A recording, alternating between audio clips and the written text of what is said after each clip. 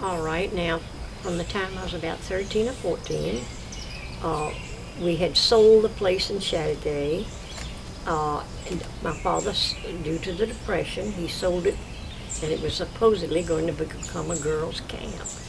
And then we would go to Waynesville, North Carolina.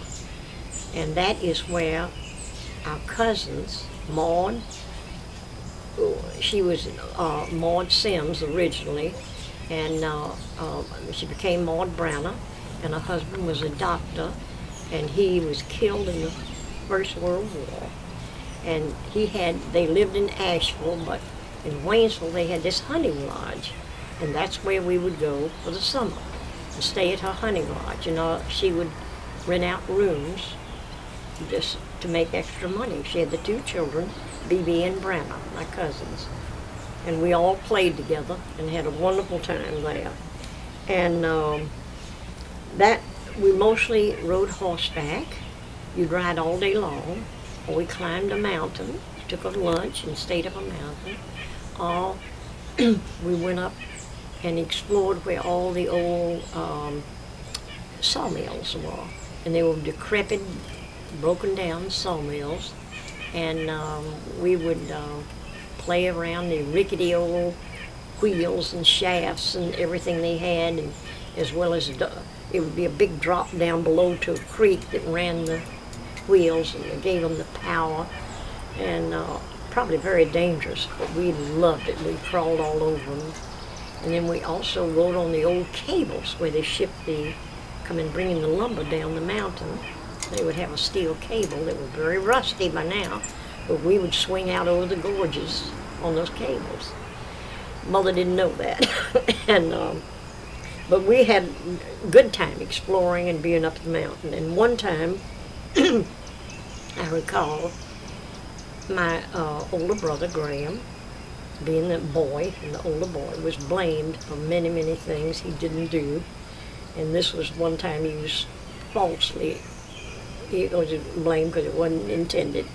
But he was above the hill from me, and he was picking up big rocks and bouncing them, watching them bounce down, how they'd go down the mountain bouncing.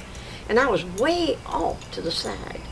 But one big rock hit a funny tree or something and bounced straight over and hit me on the knee. Well, it just absolutely cratered me. I mean, I was just done in. So after I stopped crying, I guess they wrapped me up and bundled it. It was bleeding and everything, and Graham carried me down the mountain.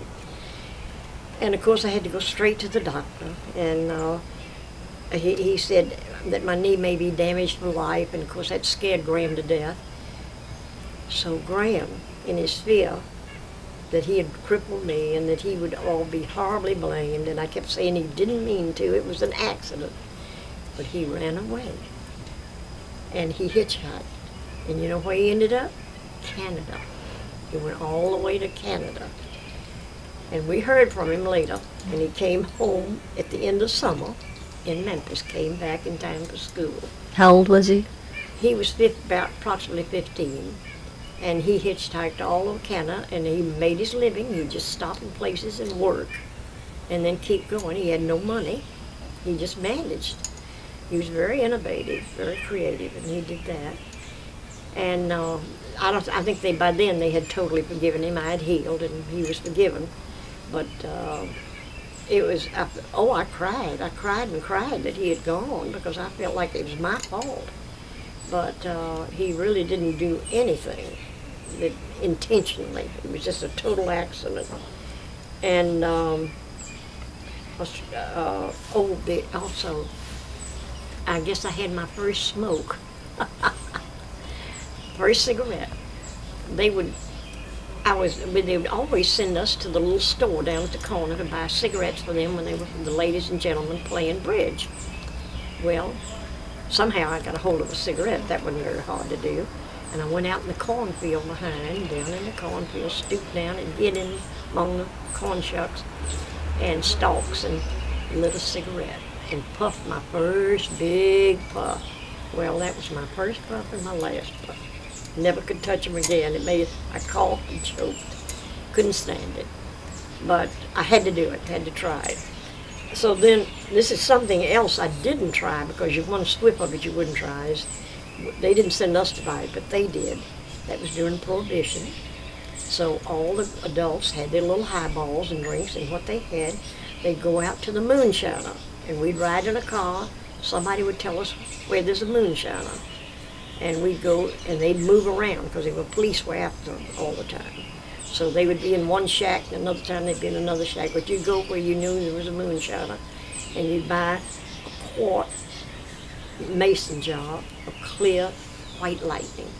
It would probably just knock your lid off. Probably I don't know what the percentage of alcohol, but way up there. And that was their drinks that all during that time. And then one time at the lodge, we would go down the mountain, which would take us maybe 30 or 40 minutes to walk down the mountain to go to a movie in the little town of Waynesville. And we'd done that, and we were on our way back up, and all of a sudden I had this feeling of panic inside of me. And it was about 5 or 6 of us, all cousins, walking along. And I kept saying, Betty, I said, do you all feel like everything's all right? And they said, yeah, what's the matter? I said, I don't know, I just have a sense of panic. And about that time, this rickety Model T bounced over the rocky road, charging up the mountains, and we looked at it, and it was Dr. Stringfield.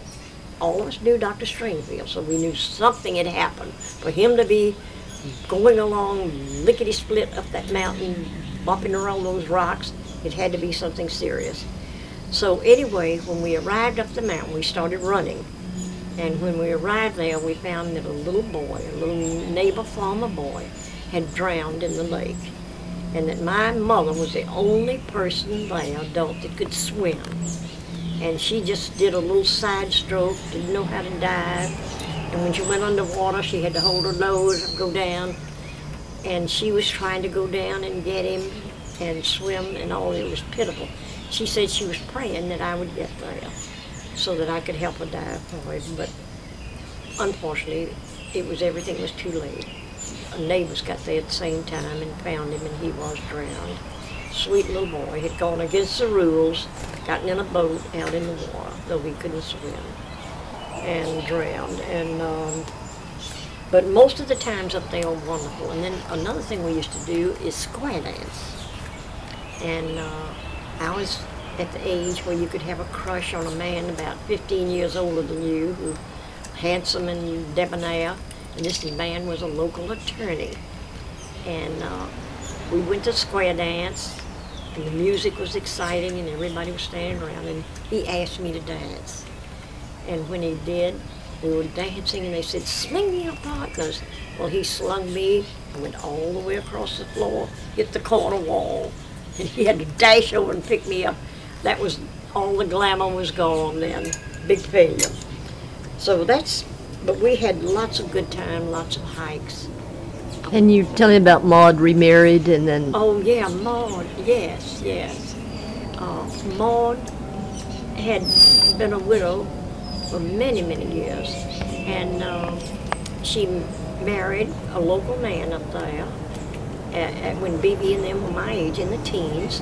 And they had a little baby. And we were down having dinner one night, and the little baby, I guess it was probably this thing, they die in their sleep. There was nothing wrong with the child ever found. But the baby, somebody went up there to check on the baby and said it wasn't breathing. So the baby died, and that was a great tragedy to all of us. It just put a pall on our rest of our summer, losing that precious little life, that little child. But but everything else up there was a happy time. It was a very free and happy time.